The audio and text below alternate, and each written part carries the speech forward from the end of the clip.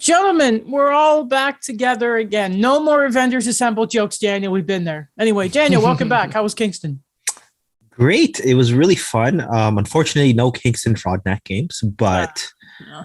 excellent conference. I got to meet a lot of people from other radio stations and publications. Good. All amazing people across Canada. I'm really happy I went. It was fun. A lot of concerts. Kingston, it has its own vibe, small town vibe, but I loved it. And I'm happy to be back. It has the vibe of every other small town in Ontario. I think it's a very universal, because I think we're just not used to it with our own school, just being in the heart of the city. Just with Kingston, it really is like a university town. Like everything is so connected to Queens. Because also RMC is just right there too. Right? Yeah. Right, I didn't see Shane Wright. I know he's at the combine though. He's in Buffalo. In Buffalo. He's Unfortunately, being asked would he pick up $50 from the toilet. I'm like, this okay? See, so I was looking it up. The NHL are not the only league that I was reading NFL combine questions. Shame on them too. And the NFL question was a player was asked, has his mom a prostitute? And I was like, no way. That's horrible. So these combine questions are, I don't know, it's supposed to be a thing of, I saw a reply jokingly say to the toilet bowl question, get your hands dirty for the cup. And I was like, what are we doing here? Every time I think about those combine questions, it reminds me that we're good when it comes to our preparation for interviews, that we're okay. We're not asking bad questions. If we have Elliot Freeman, I'm not going to ask him, Elliot, how are the shorts? You sell your kidney for whatever. We're not going to do that. I'm recording a podcast with a player on Friday. I don't plan on asking him questions like that. Hey, player from the Nighthawks, would you ever text Kobe Bryant's number knowing he's passed on? Who did that? Was that Jason Tatum? Jason Tatum, yeah. That's and then weird. I think the next practice he showed up, before the game, he showed up dressed like Kobe. Okay, that's not as bad as texting a dead man's number. Yeah. That's very strange. But anyway, by the way, Daniel, what's your sister's name? Dana. Okay, we pop quiz. Dana and Daniel. Yeah. I like that. Born like within a few weeks, the same sort of sounding names. Your parents A+ there. Very good. Did I ever tell you about our traditions? It's pretty cool. What's your tradition? So our birthdays are so close to each other. So also my oldest sister, her birthday's pretty close too. It's like it's in April. What's her name? Jennifer. Oh, she just ruined the trio. Well, she was no. I mean, like she was the oldest, so she was before the similar names. But our transition, like we have this thing called the transition cake. Okay. So before we get the hockey, but it's before what we did before, like we had this tradition as kids is that we always got more than one cake per birthday, because just how my family is, people just buy multiple cakes. It's a good family. Yeah. So what happens is we have a transition cake. It's kind of like the Olympic torch. So like when the birthday week is done, we have a transition cake that we eat. And it's like I'm giving like the Olympic flame to the next person hosting the Olympics. I thought you were going to say you eat 1/3 of the cake and then you just put it in like the freezer or something, but that's a much better thing than what I was thinking. That's much healthier too. Okay, very good. Let's talk about hockey because the conference finals are going on. The stuff in Arizona is going on. We're getting some award stuff. No one's talking about the Masterton though, which of course not. French media is not even talking about it. That's surprising. Wait till you see the ballots for the Masterton too. Very bad, very bad. Anyway, I guess there's a lot we can start with, and we are going to ask Daniel about what he's thinking of Kenobi because he hasn't been on since we started talking about it, and because it's a Monday episode, schedule got messed up. We can't talk about a new episode of Kenobi because there is none. But next episode is going to be a double Kenobi. No, episode after that, because you guys aren't next episode. Yeah. By the way, next episode, Mike will be on. Oh, really? Yeah, we got Mike, so that'll be fun. Hopefully, the Rangers are having we'll start with the Rangers anyway. Though. So Tampa Bay, they were within one. It was getting scary. I don't think anyone really believed that the Lightning were going to fall down 3-0 anyway. But yeah, I think like the longer the series has gone on, obviously Tampa had a lot of time after that sweep. and probably got their legs back a bit, you can probably say. What are we making of this series so far? Because I thought game 3 at least was probably easily the most entertaining game that the Rangers have played this playoffs, because they've had some stinkers, I won't lie. Yeah, and I think that game 2 is that, or sorry, not game 2. I mean that game as well was like the most realistic in terms of what we kind of expected from the series. That Goalie was duel? Yeah, a goalie duel, and I think we kind of saw that in game 2 as well, where we were kind of like, I think you were saying, put it well, that Tampa was kind of getting their legs back a little bit. I didn't like game 1 from them at all. From Tampa's perspective, I thought New York did a great job at taking advantage of that. But from games 2 and 3, I thought that's kind of what we should expect for the rest of this series. I thought Nikita Kucherov, I thought he was absolutely buzzing in game 3. You kind of felt that he was going to score eventually, because it just felt like he was flying all night, and Shesterkin was just trying to stop him at every sort of point. It was really fun. Not to mention, you saw a lot of Tampa were definitely trying to get into Shesterkin's kitchen.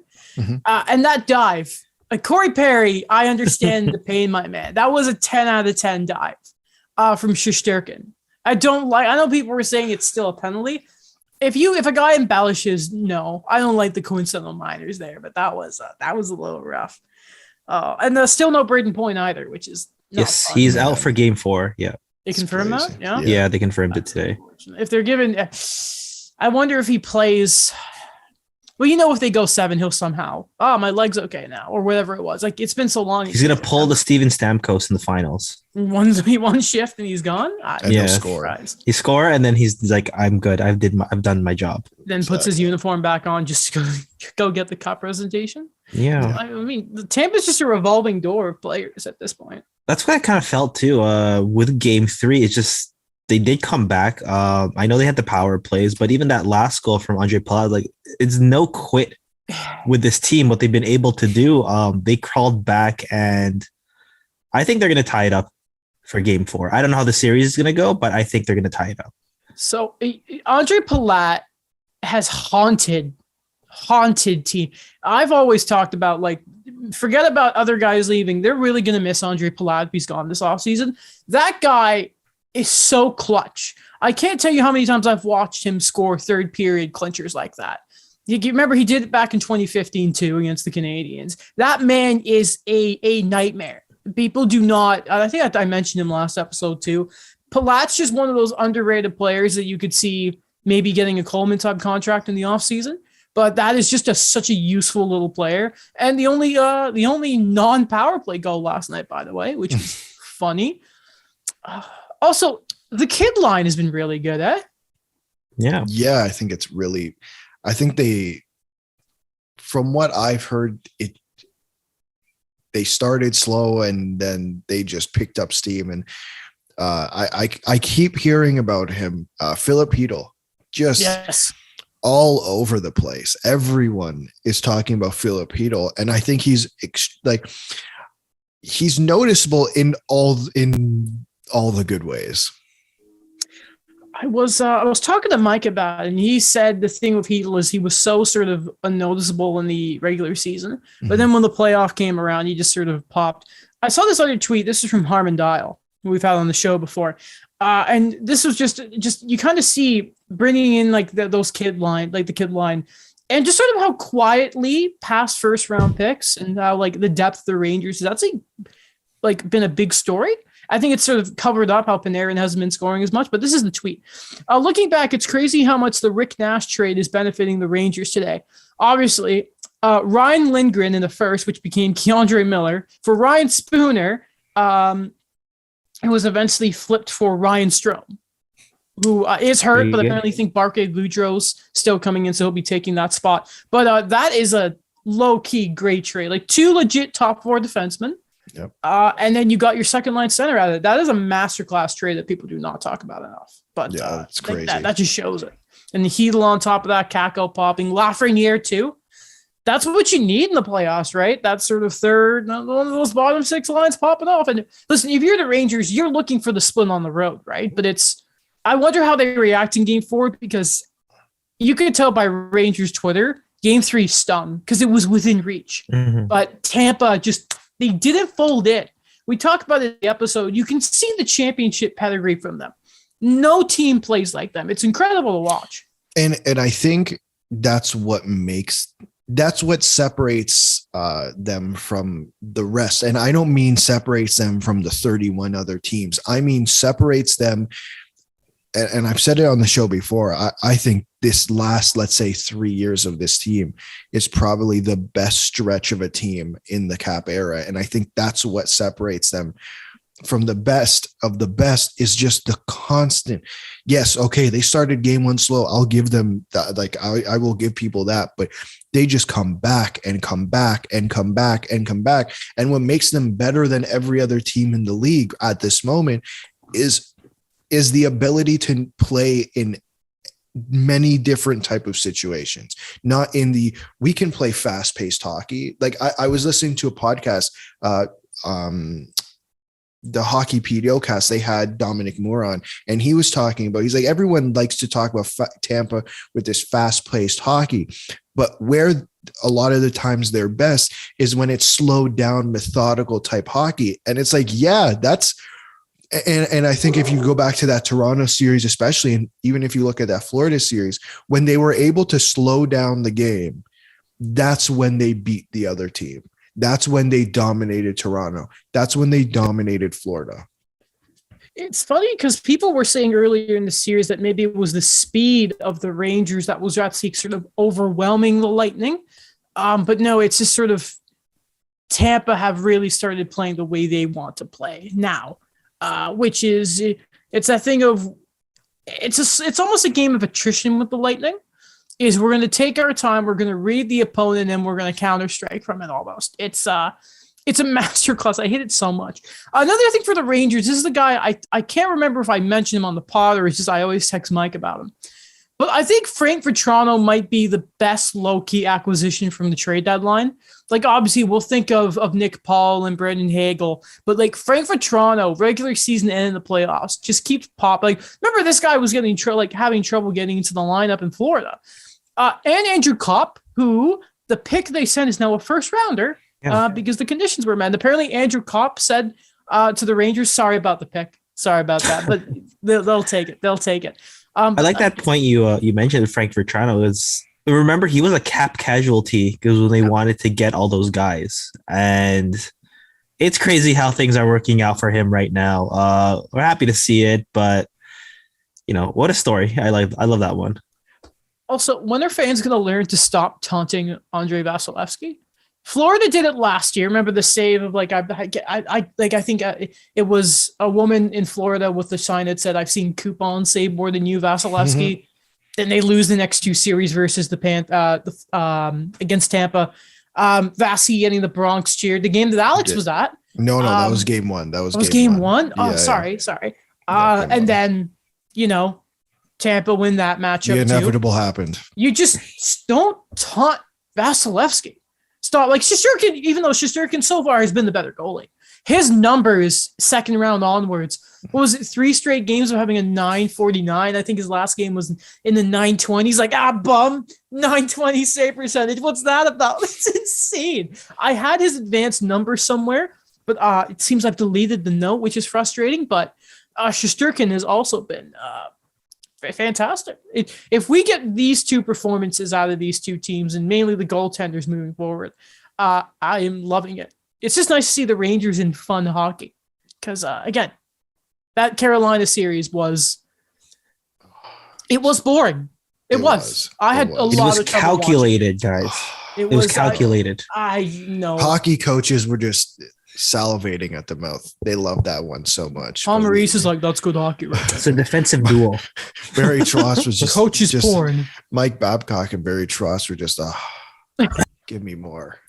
Oh goodness, it's really nice that we're not hearing Babcock's name with all the coaching vacancies. By the way, give it a few months. Because obviously he'll be the second guy for whoever goes and misses out on Quinville. Let the Right. desperation seep in first, and then we'll see how those calls go. Listen, we haven't heard anything yet from Philadelphia, so Yeah, other Tortorella was a weird one to hear. Like whisper. what's it though? Because they want That guys feels like to Tortorella. That feels to, like to take control of the locker room, guys. That's why. I just realized I forgot to put any notes in for this game, for the game 3 into the doc, because I remember thinking, oh, I won't be able to make the podcast, but never mind. That's And fine. here we are. Yeah. But We hey, talked I mean, about it. just credit to the Rangers overall, though, Oh, that yeah. they have a series win. A series lead. I hope I didn't jinx them there for Mike's sake. But the fact that like they went up 2-0, like Mike couldn't be happier right now, but he won't admit it. But I feel like right now he's thinking, our good friend Mike, again, we'll be on the podcast on Thursday, worth a listen, tune in. He just must be, there must be a Ecstatic. part of him that's like, I mean, 2 more wins, and then from there you're 4 wins away from doing a certain thing. Maybe he's being humble about it right now, but hey, they're playing great. They're playing great. From and I guess from an outside perspective, you must be loving this too, right? I And I'll hate explain- this series so much. No, it's- I'll explain why. I think maybe it's not. We're talking about different reasons. I'm Here. like, is there Habs legend on the Rangers? There's no, but there's a connection that I feel like we haven't talked about. Who built the New York Rangers? Oh yeah, Yeah, yes, Jeff Kopp, Gordon. yes, Vetrano. Who built the New York Rangers? Jeff Drury. Gordon and Okay. another scout they had, who is now the head of Montreal scouting. Okay, Wow. so we do know now. We know in theory, actually more than in theory, that it works, right? So someone's got to be happy. Mhm. It, We that got the is true. preview I'm we just trying to be positive Okay, here. yeah, I'm yeah. just So trying to be that- positive. I'm that just trying to Harmon be Dial positive. tweet that about the Lindgren trade. I remember the first comment I saw was actually it was someone with a Habs player in their profile saying, Mhm. and the guy who made that trade is now the Canadians. I didn't Exactly. think about it. See, I also look at it like they have a win more than the Habs did right now from So- the finals, and it's like Yes. my bro, like it's also a shame. Like I don't want Chris Kreider to win, but it's he's better than Evander Kane, Yeah. but it's still like, but it's like Corey Perry. It's a very weird feeling. I'll Zach tell you that. You want Very Corey weird. Perry to win, yeah, no matter what. I think One that- thing I'd like to point out is when are we going to be able to, I love Harmon Dial's tweet. I was going to mention it as well. Yeah. But when are we going to be able to compare that return with the Ben Sherratt return? We'll see. 5 years. We'll see. Remember that pick's unprotected next year. Yeah. Even though It's next year's pick. Yes, it's Oh next my god, I Calgary forgot is about this that. year. Yeah. Okay. Even though they're going to be better. Like, so we're not, Yeah, not going to yeah, be they're gonna better, be but they're fine. going to be good still. They're Especially gonna the be fact fine. that Boston have no players to start the year. Yeah. And Huberdeau signing with the Habs. So Obviously, That- yes. yeah, exactly. yeah. He'll be there, Artemi Panarin. Mhm. And there we go. And we're all excited for it. You can't wait. I say before we get to the Edmonton series, we break it up a bit. Okay. Did you guys see? Oh my! Please tell me I didn't delete this. The Seth Jarvis quote about the hit that he was through, the hit that Trouba threw on him. I did not. The quote about how he doesn't remember anything. Is that the Yeah, quote you're so- talking about? Yeah. Paraphrasing, because I thought I had it. I am so unprepared today. Let's see if I can Basically find it. saying, please do, because it was, as I try and stall for time here. It's how is this okay? Even Rick Westhead had it up. It's like we almost sometimes romanticize the injuries these guys played for, and Seth Jarvis couldn't remember anything. It's like the is it the who Daniel, your favorite player or second favorite player? Ryan Getzlav. Duck. Carter Verhaeghe. No, Niedermeyer. Scott not Niedermeyer? Korea, maybe. Oh, the Paul one who scored Korea. the goal. I think he got Scott Steven. And he Oh, doesn't yes. Paul remember it. Korea. Yeah. With Yes, the Paul hit. Korea came back into the game. It's like that, except they lost. Yeah. It's like, and all you remember. Oh, you got it? I have. There's no quote. I just have the tweet from Walt Ruff. Didn't just. Oh, can you just read Can I that? go? We'll Okay. get something. Seth Jarvis shares that the only thing he remembers from Game 7 when he was hit by Jacob Trouba are an early power play, watching a bit of the third in the back, and then Jesperi Kotkaniemi driving him home.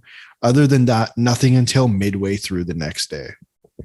That is, see, That's crazy. the Trouba hit itself was technically legal, Like, I think it's much easier to defend the hit that he threw on Max Domi, but that Jarvis one, like, that's something the league really needs to. And it sounded like Freeman sort of talked about that maybe the players need to take a second, sort of think about these hits and safety because they're not safe. Like, that is not okay. Like, you knew when Jarvis wasn't coming back to the game in a game 7, that's, it's bad. And hearing that quote is, it's scary. But the league and the players need to sort of come together and be like, hey, guys, maybe we sort of try and deal down the concussions and maybe thinking about the rule book a bit here. And they were that will take years. That will take years. Yeah. Was it Sarah Sivian's thing of it takes 4 years to start? What a garbage excuse. It was I think it was 5 years actually, just to make things worse. And I'm like, this is some type of joke, right? Like thing. This is a joke, right? Like in a few years, the league could go for a rebrand, right? Once the escrow's paid up, and the cap is supposed to jump a bunch, right? And that should be like a giant free agency because I'm pretty sure like that's the Matthews year, that's Sebastian Aho's year. If you do that, rework the rules, you could almost aim that as like a rebrand for the league. Kind of like what happened in 04-05 in a way.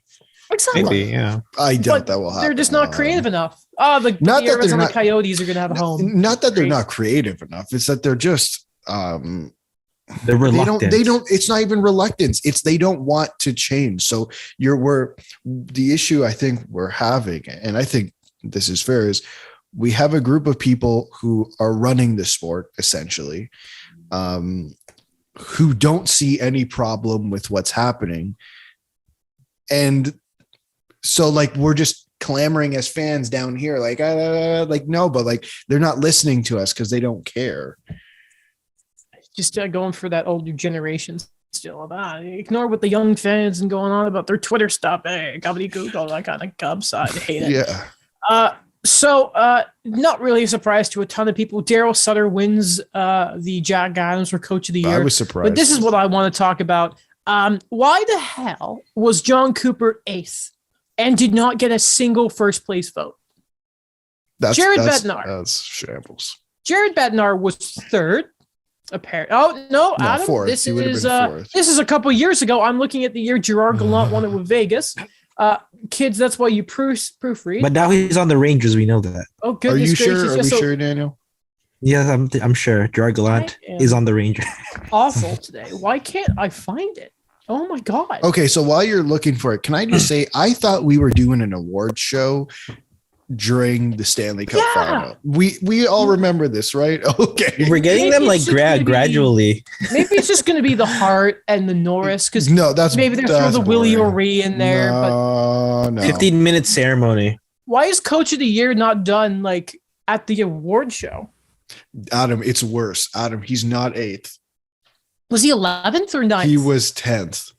10th. That's awful. That's blasphemous, as Stephen A. Smith would say. That's Cooper, right? Yeah. That's insane. And Bednar was 4th or 5th, sorry? He was 5th. 5th. That is just not enough. So that it is goes just not enough.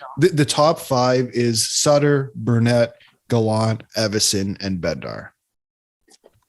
Okay, now I remember why that list really upset me. Evison? Well, they had a good regular season. It's solid, but not over Cooper. Here's my argument.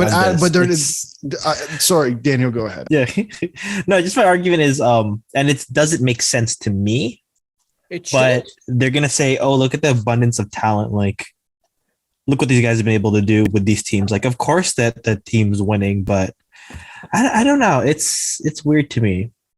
I think it's just the narrative driven. I think this year, not that Daryl Sutter was bad, but I think it's just that narrative we had between last year and this year. No, not Sutter. Forget about that. No. Okay. I'm forget. He deserves. I think Daryl Sutter deserves it. But I'm not upset about that. I am. Dean Evison. Why not? Gets that high a vote. But why not? I saw Woodcroft was getting votes. I'm like, Woodcroft got a second place vote and 2/3. No, but I don't understand your reluctance for Dean Evison because it's the same idea behind Daryl Sutter and Andrew Burnett. he took a team, and I don't think, like, yes, we all expected them to be that high, but I don't think we expected them to be that good. Now, yes, they screwed up in the playoffs, but as many people will note, this isn't a playoff award. Or if it was, John Cooper would have the last two, right? So, like, what's the reluctance? Like that he's over Cooper. That really bothers me. He did not do a better coaching job than him. That's okay, what really bothers me. There's a list, and I'm still bitter about Minnesota screwing my bracket. Fair, but John Hines is above John Cooper. That's blasphemous. That's crazy. Todd McClellan is above John Cooper. That's blasphemous. Like, I'm sorry. Like, there's like 5 guys. I mean, I'm not going to list them all because I'll get in trouble, but that should not be above John Cooper. McClellan, were LA second or third? I think they were second. Third. Right? They were third. They were third. Okay, so LA made it. Correct. Because Vegas fell off a cliff and had so he didn't fall off a cliff. I should make no, that's not right. Vegas, the only reason LA really made the playoffs, if we're going to be honest here. Right.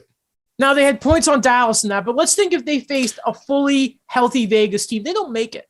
I like to know, but no, they don't make it. You're 100% right. But McClellan and Woodcroft getting second is just, I get he did a good job, but second?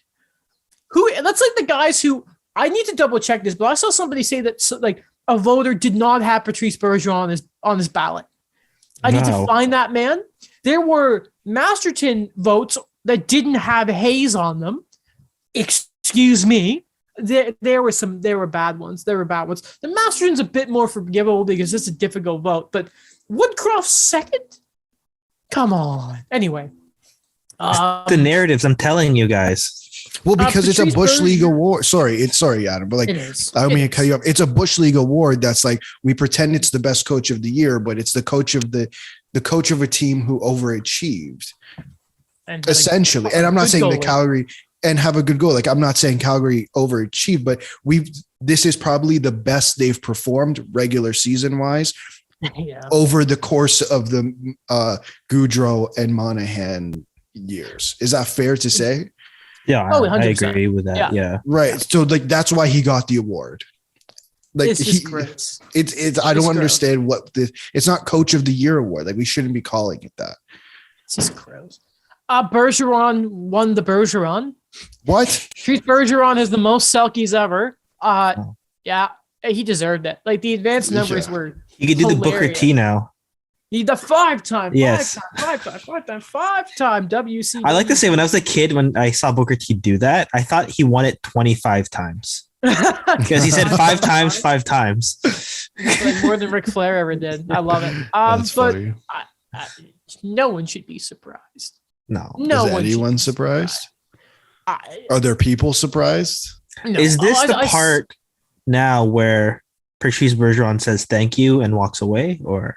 Well, I remember if his career is done, that's difficult, man. By the way, shout out to him thanking his former agent, Kent Hughes. Good man. But yeah, it is a question, right? Especially like, it's just going to be him single-handedly carrying the Bruins next year, unless Krejci's like, yeah, I'm coming back. But or Jack Stadnicka develops into the second line center we all expected. It's just not going to happen, Daniel. We can all wait for it, but or they sign like Kadri, and it's like, we're good. Okay, we're fine. All's forgiven, Jake DeBrusk. Exactly. That's. Oh my God! Somebody had him with a Masterton vote. Who? Somebody had him with a first place Masterton vote. With Jake DeBrusk. Yes. Yeah. What? Why? Yeah, exactly. I saw a joke saying because he played through his own trade request. It was like, oh, not bad. He had like 2 requests, right?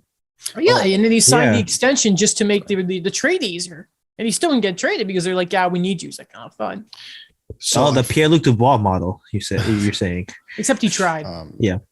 So the guy, I searched up Selke on Twitter, and it was the first tweet that popped up. But you said there was one guy who didn't have Bergeron in his ballot. Yes. That was a mistake. So this is from Frank Saravelli.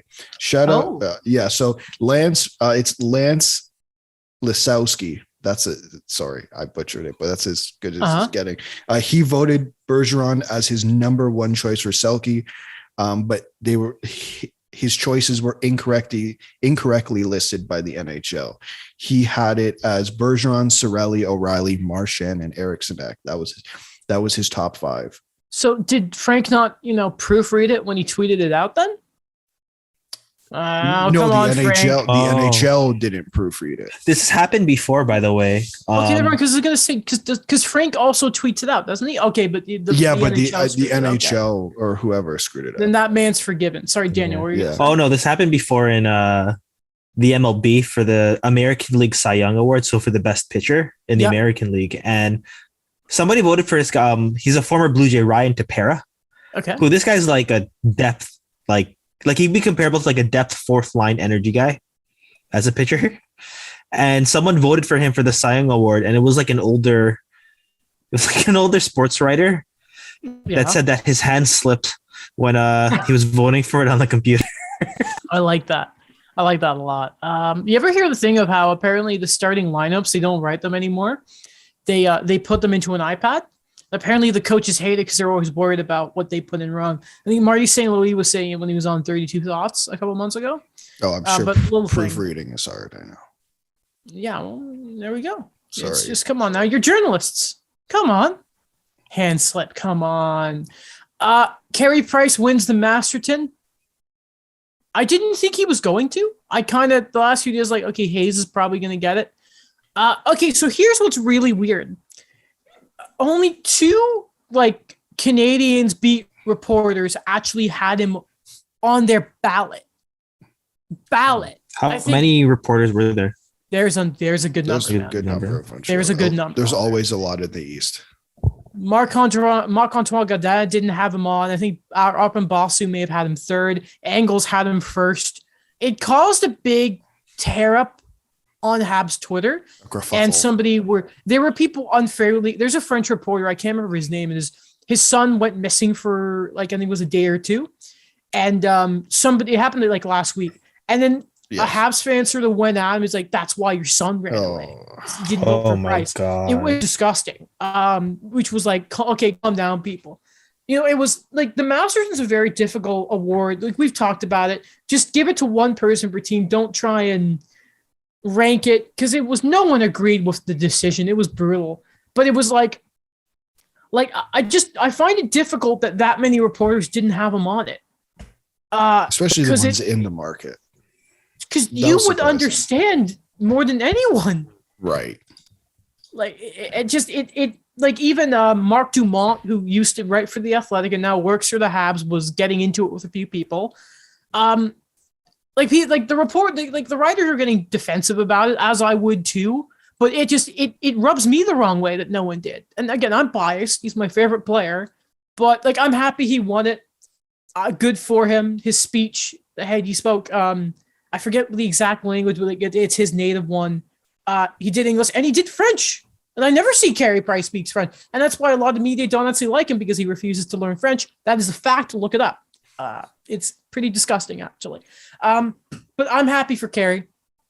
I think he definitely did. So of the individual awards, I think he has 5 of them. That's more than any other Hab in history. Oh, really? I think Richard had 4 of them, but Price has, because it's the Jennings, the year he won all of the big 4 and then Masters. Yeah. So retire his number. News that came out of his press conference he did, he got a PRP injection. It's like this plasma, and it's supposed to give speedy. It sounds like something out of a video game, doesn't it? And it's supposed to give quick healing.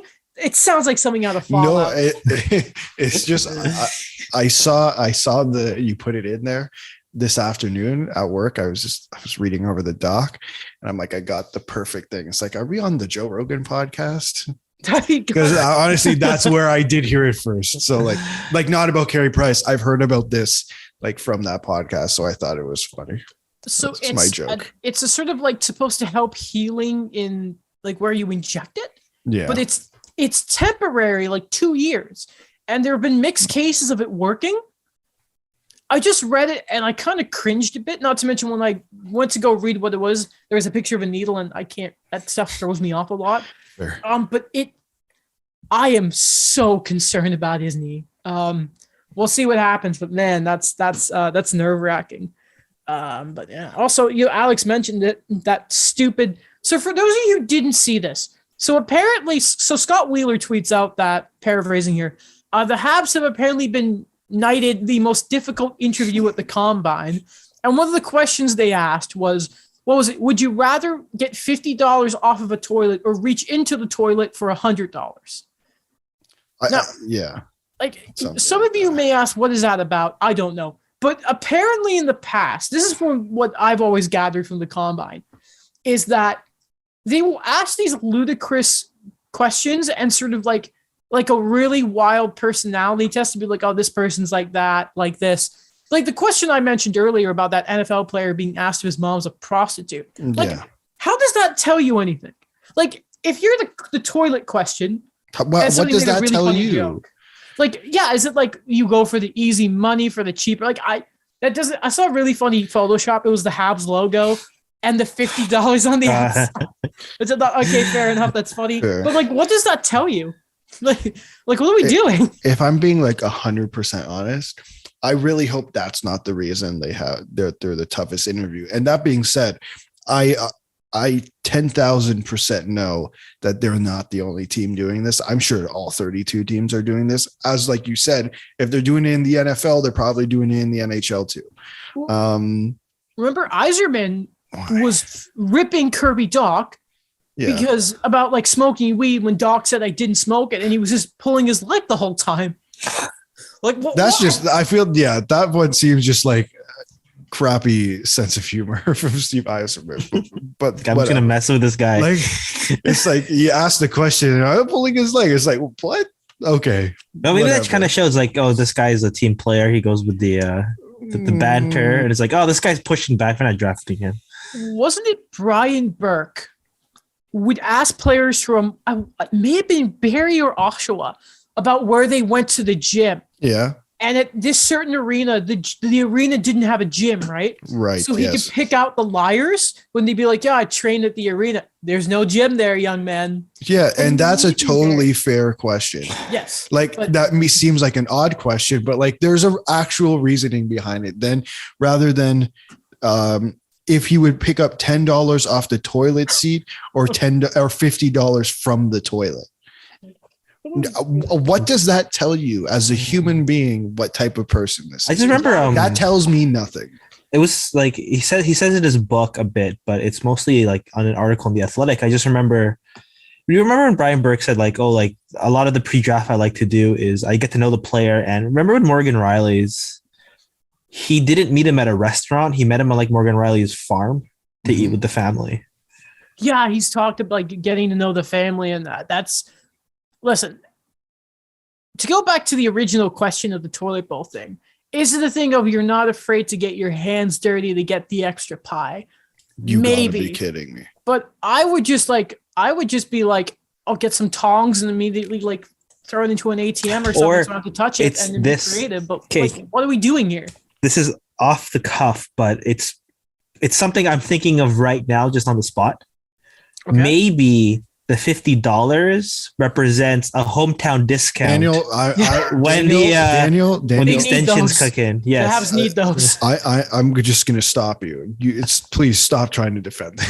It's not worth it. It's not worth it. Good news involving prospects. I'm not going to get his name right, but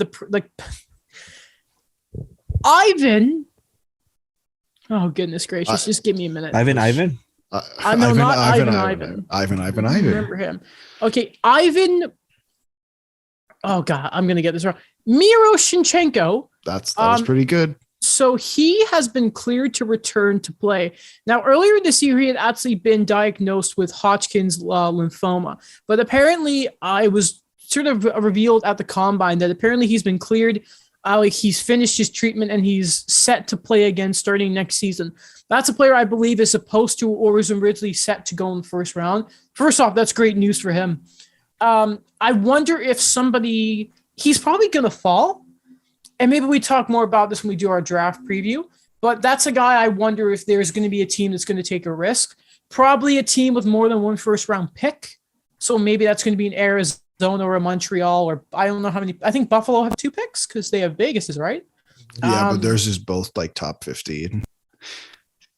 Depending on the quality, it's going to be a wild draft, man. Who knows? Yeah, beats the Winnipeg.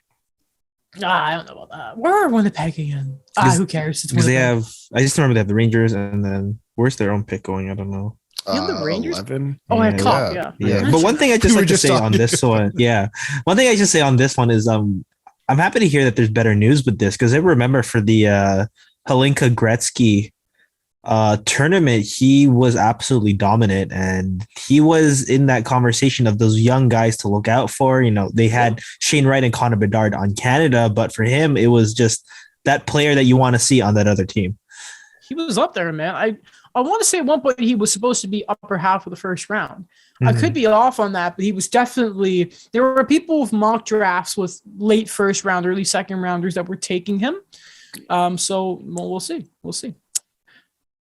I don't know what, the NHL are so desperate to keep the Coyotes in Arizona. It's hilarious. Okay, so another name I'm going to mess up. Christian Susel. She was reporting a lot of the stuff from the Tempe City Council discussion and voting on the planning of the arena. First off, that whole city project, Tempe have voted in favor of continuing the negotiations. It's not set that they're going to go there 100%, but it's basically the next step is on. And basically, this reporter, Kirsten, I'm so sorry. It's not your fault. I'm just dumb. Had some little nuggets she tweeted out reporting about some of the what might be coming Tempe's way. First off, also, I want to give credit to some of the Coyotes players like Clayton Keller, who went to city council to sort of say, can we stay here? I'm sure that was a little embarrassing for them. So I want to give a lot of credit to those guys. They didn't have to do that, but I thought that was really nice of them to do. So some of the reports here. First off, the league might be guaranteeing Tempe an all-star game or weekend and a draft. Morello himself, the owner of the Coyotes, could be giving $40 million of non-refundable cash before the deal was closed to help clean trash sites where the arena is supposed to be built. The city won't be paying for anything. It's all going to be private money, which is good for Tempe, and as how arena should be. And apparently Gary Bettman in this whole thing is pushing for a 30-year non-relocation agreement. So, by the way, this negotiation here is basically going to be Gary's legacy, right? Like, if he gets that relocation, I wouldn't be surprised if he retires right then and there. He's like, all right, I'm good. I got it. This is hilarious to me. So funny to me. You're giving them an all-star weekend and a draft? What are you doing? Well, I mean, he's just predicting that next year there. Or do we have next year's draft already? Is that in Florida, or is that the All-Star game? I'll double check. It's probably Vegas or Florida. It doesn't really matter. 5 years from now, they're still going to be in in dead last anyways. So they'll have the first overall pick. Won't that be exciting? Yay. I don't think anything's on here yet. So maybe they're probably going to announce it I would say before the Cup's awarded or probably around the draft this year. A transition announcement at the draft. Maybe there's been a rumor on Twitter, but you talked about Gary's legacy, and just to add on to that point before we move on to this stuff, you know, Gary had such a good chance. And if you look at it right now, imagine Arizona doesn't exist, right? Imagine Arizona doesn't exist. You have markets in there that have actually succeeded in the Southern United States. Now, it took time. Tampa and Florida took time. Vegas blew up right away. You had San Jose, who was a consistently good team for a decade. You had Nashville, who was making runs deep into the playoffs for, 5 or 6 years. That's probably about. But because he's pushed his limit with the Arizona Coyotes, that doesn't matter anymore. That doesn't matter. None of that seems to matter anymore because you pushed your limits with Arizona. That's all I'll say. It's funny because Tempe can basically ask for whatever they want, and they're probably going to get it because the NHL and the Morello, they don't have any leverage. It's like, oh, I'll go to Houston. Okay, go. If they've done their homework, they know that Bettman is going to do whatever possible to at least, or even Morello himself, again, who again has the betting license within the state. So the Coyotes are. I also love like I'll give you $40 million, which is more he probably ever gave Glendale. Mm-hmm. But it's just I can't help but laugh. Like I'm happy that there's a step forward for the Coyotes fans. I'm happy for them and no one else here. You know what I mean? Like obviously, I want the Nordiques back, or I think it would be better to go to Houston, which is the more realistic thing, obviously. But like I'm happy for the Coyotes fans at least. Because there were people that went to that city council voting, and those are people who care. You know what I mean? I don't want to harp on them too much. I'm happy for that. But it's still hilarious where Bettman has gone with this. I kind of love it. Yeah, it's on his birthday, by the way, apparently. I did not know that. Wow. Because this was his birthday and he was celebrating with his family. So on Gary Bettman's birthday, he had to be like, I'll give you whatever you want. I'll give you a draft. I mean, if he could guarantee they're going to stay there, what a great birthday present. Go on, Daniel. How funny is that? Yeah, just for me, it's comical, not in the fact that for the fans' perspective, like I agree with that. I think it's comical of we've come to another situation that it's like this is actually happening again, where we've been covering this for so long and everything that piles on, we're like, it cannot get any worse than this. And it keeps on happening. The one thing I'm really skeptical about, and something I'm very interested in seeing what happens with that is the 30 years, because that's a long time, especially for me. What I've seen the Coyotes do the last few years, especially when John Chaika left, is they've been sputtering, and I don't know what you expect's gonna happen in the next 5-10 years, and then you still have another 20 on top of that, thinking that you're gonna have an invested larger fan base to actually have there for them. And it's just weird for me, because I just want to see first how things gonna go with Arizona State before making this big commitment. Oh, I can't wait for that, by the way. Yeah. It's gonna be a great disaster. I think, like Daniel, I think your concerns are fair, and I think I agree with them from everything above management. I think what I've observed that the Coyotes management has done seemingly tells me that they're actually interested in building a good hockey team there. And they literally killed the debt. Like they clearly have an idea of what they're doing with Bill Armstrong. What I have issues with, where the 30-year relocation agreement, I think, gives me issue. Obviously, it's a hell of a long time. So Bill Armstrong, this is past Bill Armstrong, et cetera, et cetera. It's what are we getting from ownership? And I think that's, to me, what this all boils down to is the failure of not just this ownership, but past ownership, and how ridiculous it is that we have gotten to this point. The ownership group so far has given me no sense of, okay, you know what? I trust them. Let's do this, because time and time again, they've seemingly there's always something, right? There's always something, and it just screws everything up. So I'm concerned. Because sorry, go ahead. Sorry, I thought you were done. Oh, it's just something with I agree with Alex, is we've seen already the last few years, like they've accumulated the prospects, they've accumulated the draft picks. It's like, okay, and then what? Are you gonna convince them to stay? Are these the guys that are actually gonna be able to rebuild the franchise into something different, or are we just gonna see more of the same from before, where yes, we've made the playoffs, maybe we had that one run in 2012, but what else can you show me? And will ownership give management that freedom to actually do something about it? For anyone thinking, they're giving all this money, the thing, and they're guaranteeing the money to go to Arizona State, let's not forget the Katie Strang article when this Coyotes group bragged that they had saved money on napkins and they weren't spending a lot of money in the bubble for food for the players. And they thought, these other teams have sandwiches. It's so fancy. What's that? Remember that. I'm sure Eugene Melnick, remember he had a house in Barbados. Great lifestyle. The Sens didn't get much money their way, though. So let's two different stories. Before actually we go to the Edmonton Oilers and the Colorado Avalanche, Avs can close out tonight. Who's excited? I am. Daniel, have you been liking Kenobi? Because you haven't been here.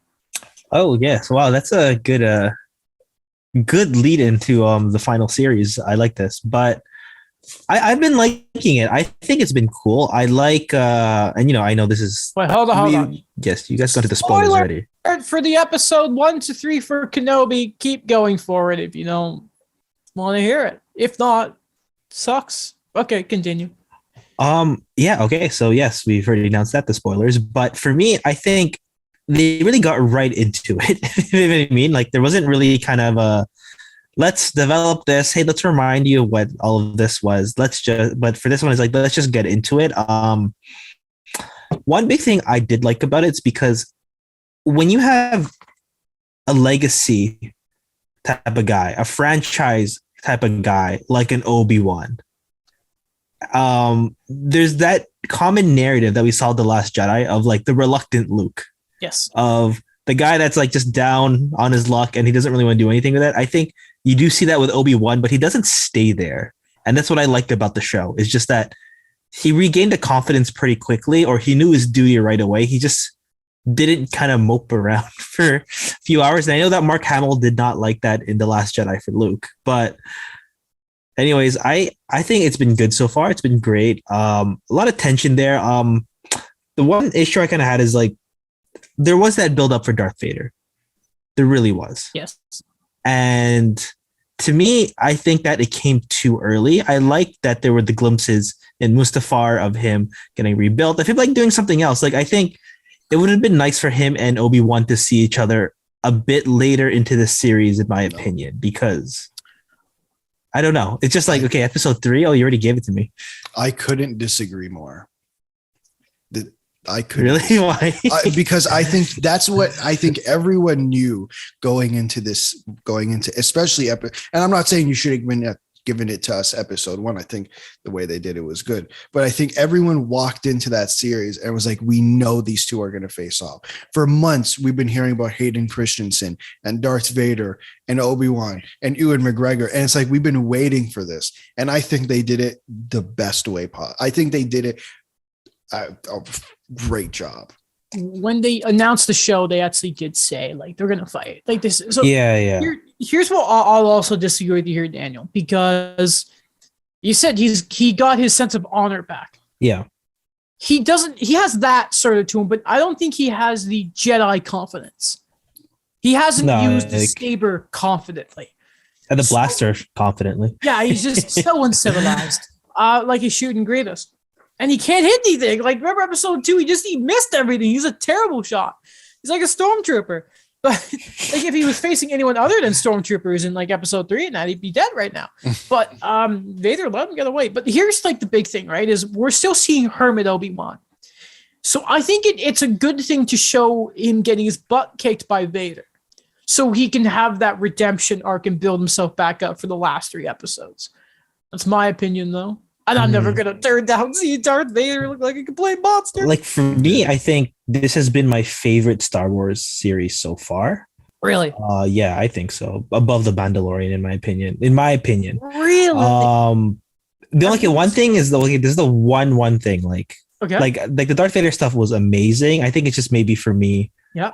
I just want a little bit more build up. I know that it's not done yet. Yeah. The one part I just didn't like about it was the reveal that Anakin is still alive. I'm like, that kind of just didn't like that.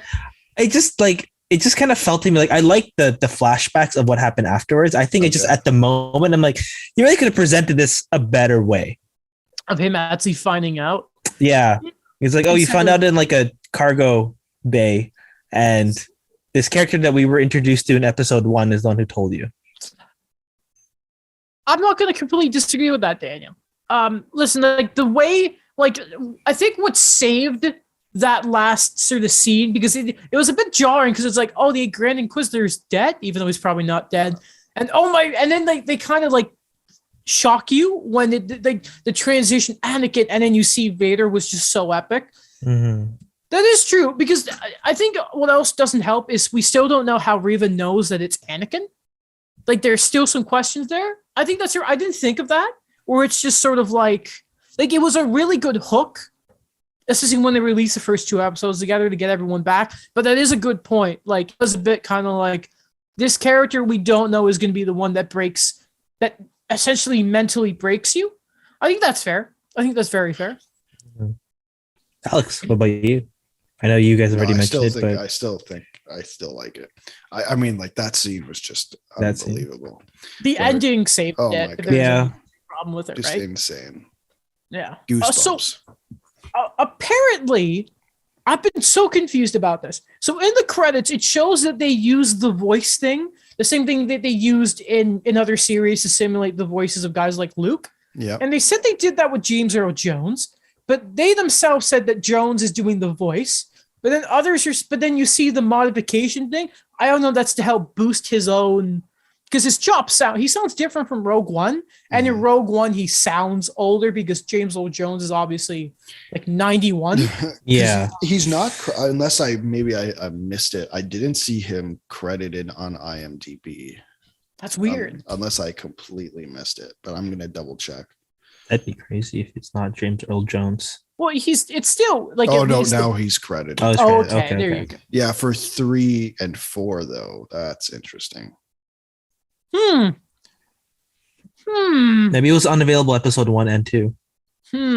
We'll see. I mean, also, he only talks in 3 and 4, so that would, or in 3. I don't know about 4. I'm just making assumptions here. So 2 things. that's fair. better be in 4, 5, and 6. He better be in 4, 5, and 6. It seems like If he's gone after episode 4, I'm gonna be. And it's not done well, I'm gonna be pissed.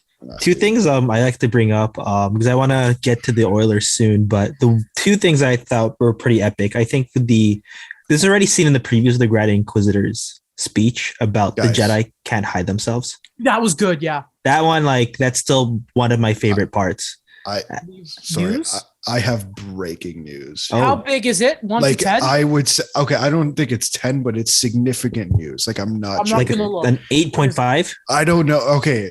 This is from 8? Frank maybe around 8. Frank Saravelli. The Boston Bruins have announced they fired coach Bruce Cassidy. What? Wow. No way. They Yeah. fired Cassidy? Yeah. You're laughing at me. They did not fire him. No, Wow. Yes. That's an 4 minutes 11. ago. That's an 11. Okay. Whoa. Wow. The first thing I opened is a dog page. Oh my God. Yeah, that's Why? Huh. I love the SpongeBob meme of the fish going, no. You what? Fire C. Yeah. Why? My leg. It wasn't his fault that, you didn't get him a center. An extremely surprising. difficult decision. I would think so. Oh my, maybe they have some, I don't. Barry Trotz. Oh my goodness. I'm shocked. That's interesting. I didn't think of Barry Trotz. I was thinking they know Well, you were Bergeron's not coming. right? So. I was thinking Bergeron's not coming back, so I was like, it's time to get a coach that will lead us through a rebuild. That's what my first thought. Maybe so. Maybe they know, because if let's say because if it's not that, how in the world does Bergeron feel that you just fired this great coach? He won't be out, so it makes sense that maybe they know that. I'm shocked. Otherwise, why else would you do it? I wonder, he won't be out of a job for long. He'll get hired so quickly. That's a Jack Adams winner. Yeah, and he had one more. He had 1 more year left at $3 million, according to Cap Friendly. There's quite a few coach openings. This is going to be quite interesting. We can add that to the preview. Pardon? We could do a coach preview segment. I like that. We have Boston, Chicago, Dallas, Detroit, Philadelphia, Vegas, and Winnipeg are all currently without coaches. Add on Dave Haxtell, Brunette, and Woodcroft, who all don't have deals. I don't know if Brunette's coming back. But there's quite a few guys who are. There's quite a few openings, and I'm sure they'll be filled quite quickly. Probably sooner rather than later. Yeah, that's surprising to me. Yeah. Wow. Yeah.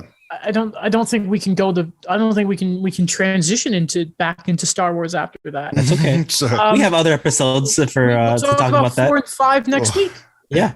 By the way, to finish off Star Wars, Gunji is alive. Never forget.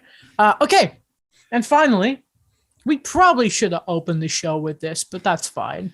It's just it feels weird talking about Game 3 so much and previewing Game 4 when it's going to be out of date so quickly. So yeah. Okay, Edmonton. They're down 3-0 right now. Darcy, so much has happened. Yeah, Darcy Kemper's been out. Franco's had that shutout, which is really good. Makar's been really good. Lekkonen's really good.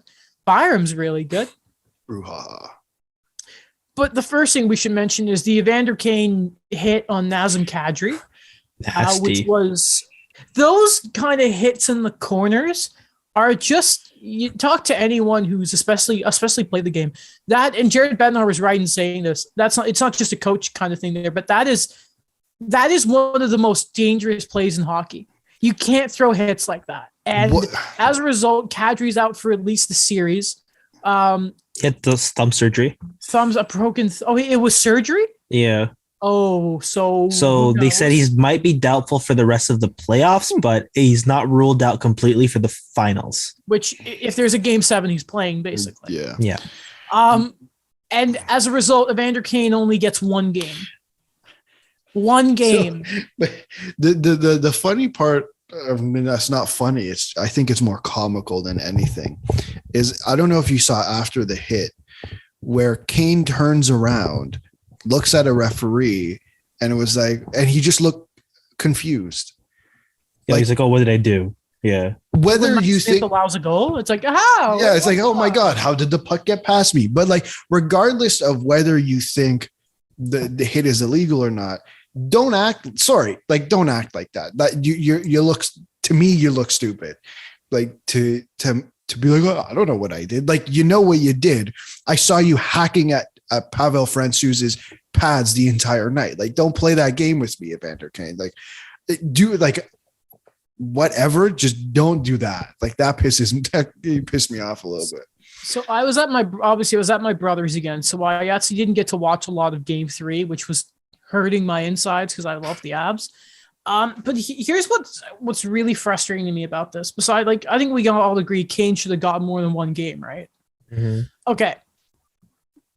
Listen, the Oilers have been skated around in circles by the Abs. We know that, right? Like the shot. Listen, I don't know a lot of the advanced metrics, but you just have to watch and look at the shot clock and really just pay attention to Darnell Nurse to see that the Oilers haven't looked great, and their defense especially has really been exposed this series to the state we all thought it was when we looked at the contracts of Keith and Cece and whatnot, right? Here's what really, and by the way, Barry taking like 5 or 6 shots in the last few minutes, and they were all blocked, which I thought was really funny. Who could have seen that coming? I don't want to blame this solely on Mike Smith because he's not the only reason that they're losing this series. But if I hear one more commentator say he's a resilient goaltender, I'm going to rip my hair out. I was talking about this with Mike, and you know how important goaltending is to me. Okay, listen. He cost them game 1 in the first round. Cost them the game. The 100-foot goal in the second series against the Flames, Nugent Hopkins saved him. And then in this series, the game-winning goal in Game 3 from JT Compher. I don't care how good Mike Smith was on the penalty kill. I don't care how good he's been, because every game this series, there has been a holy crap, what just happened? You cannot have a goal. Guys, you cannot play to bail out your goaltender in the playoffs. It's supposed to be the other way around. There is nothing worse. And you can hear this again. Anyone who has played the game will be the first one to tell you this. The worst feeling in the world is stepping onto the ice and not trusting your goaltender. I don't care if he's, oh my God, bailed these other saves. He's allowed how many crappy goals? He has been so inconsistent. Why are we saying he's resilient? He has been bad. I don't care if he's, oh my God, he's rebounded me all these great saves. He look at that Coffer go. It leaked in. They're in the Final Four and down 3-0. He can't steal a game. He's not good. He's 40. Stop saying he's resilient. He's old and inconsistent, as Will Baldwin would say. Stop giving Mike Smith credit. I'm so happy you've come to my side, Adam. I already knew. We all knew it. I appreciate it. I appreciate it. You've now joined my side. It was it was actually really good. Actually, the audio is quite good. I'm glad you've joined the side of the anti-Mike Smithers. I'm a Stuart Skinner fan, so that's where I'm at. He's 40 years old. This isn't a Mike Smith. I'm not blaming Mike Smith. Well, I am inadvertently blaming Mike Smith, but this comes down to the problem was not fixed. And great, under Jay Woodcroft, from that point up until for the most part, the defense has looked 10 times better than it did under Dave Tippett. By the way, that's a hell of a low bar to set, but that's like saying, well, I mean, the Leafs defense looks so much better than 5 years ago. Okay, guys, that's a hell of a low bar to set. But it doesn't help that Darnell Nurse is injured. It doesn't help that Leon Draisaitl is injured. Fair. Yeah. But your goaltender's not consistent. You don't McDavid's going to show up regardless, but it's a matter of whether he has to pot 5 points or whether he has to pot 3 points every night. And oh my God, that's definitely not sustainable. I don't think if you look at the other teams who are in the Final Four, I don't think they're having the same conversation. They're not. No one in Tampa Bay is talking about no one's talking about their goaltender in any other series in this manner. They're their entire team, even New York, who no one expected to be here, by the way, is being run better than what's being done in Edmonton at the moment. Listen, are the defense helping Smith? Absolutely not. But okay, last game, 42 shots against, 39 saves. That's good. 929 save percentage. Amazing. But that last goal, game 1, got pulled again, by the way. Never forget game 1. Almost got pulled in game 2 versus Calgary, by the way, because another crap start for him. I just can't even. Game 2, not bad. 900 save percent. I don't care if there was 40 shots against. You have to come up big. You have to. The worst thing, I keep saying this. The worst thing in a series is if you are the second best goaltender in it. You need a goalie who can win you a game single-handedly, or you're not going to win. And right now they're down 3-0. Once the moment the Abs were like, hey, I'm going to play some defense here, boom. A boom. And listen, Francouz had a really easy game 2. I'm not going to deny that. Game 3, that one goal where he completely the game tying goal from McLeod. Pretty rough. You got to say that. He's the backup. He's not the starter. Mike Smith. And this is also on the Oilers because they made that. You can't go to Koskinen for game 4. You can't do that. You've made your bed, now you have to land it. But you didn't want to give up, a 4th or a 3rd for Jones? You didn't want to go and do your due diligence and try and pay a little extra for Jake Allen? When McDavid was having a 120-point season, you wouldn't pay the extra price for a damn goaltender? What are we doing? What are we doing? And the defense you put together the moment it faced the Kings, no offense to them, the Kings overachieved. The Flames just forgot how to play the game of hockey. And then you play the Avs, the team that you need to measure up against, the team that has a legitimate, well put together, good analytical department. You fell apart because your defense is as old as the damn Stone Age. Adam, you have to remember, Ken Holland said he signed Cody Ceci because they had to replace Adam Larson's production. Adam Larson is as offensively minded as a rock. Oh, remember in game 7 was it game 6 of the Kings Oilers series where Vander Kane scored and he put up the 7? Yes. They shouldn't have gotten to 7. That was the problem. That series should have been done by then, right? Because LA was always going to give them a problem, but they should have been able to get that done earlier. There was no Drew Doughty. Right. And when I look at what's happening with Mike Smith, and it's yes, the defense definitely could be better. But if we go back to their previous series, when we look at Calgary, like you brought up before, Markstrom wasn't great. Their defense wasn't great. And it led to and inevitably it led to their downfall from that series. And that's definitely what's going to be their downfall this series. Well, they're going to win tonight. Watch. I don't think this series is over. Well, David's going to have a hat trick. Well, 100%. I trick him. No one else. Because Drysdale was hurt. I love Brett Kulak. Love me, Brett. But McDavid's going to go off tonight. Oh yeah. We know this, but it makes me so mad seeing goaltending like this in the playoffs. It makes me so mad. What our team is going to learn. You can have the most flawed team in the world. You can have a 5'6" bear out of college on your top line, but if you got a good goaltender like Carey Price, you're going to be fine. Yeah. It's so annoying. Look at the Dallas Stars from 2 years ago. I don't think even look at the Stars in the first round. They nearly beat Calgary. Yeah. Because Ottinger was like, hey there. Maybe Crazy. they should offer sheet Ottinger if he's eligible. Like I said the Leafs should do. They Offer definitely sheet should. Ottinger. Offer sheet I don't know Ottinger. I don't know if either team has the money for it. Figure it out. Send Tyson Barrie to the Shadow Realm. Poor Puljujarvi. He's going to get traded. It's going to be great. Whoever picks up Puljujarvi is a smart team. I think the Leafs should pick him up. I think the Habs should pick him up. Fair. And Daniel thinks the Ducks should pick them up. Yeah, why not? More young guys.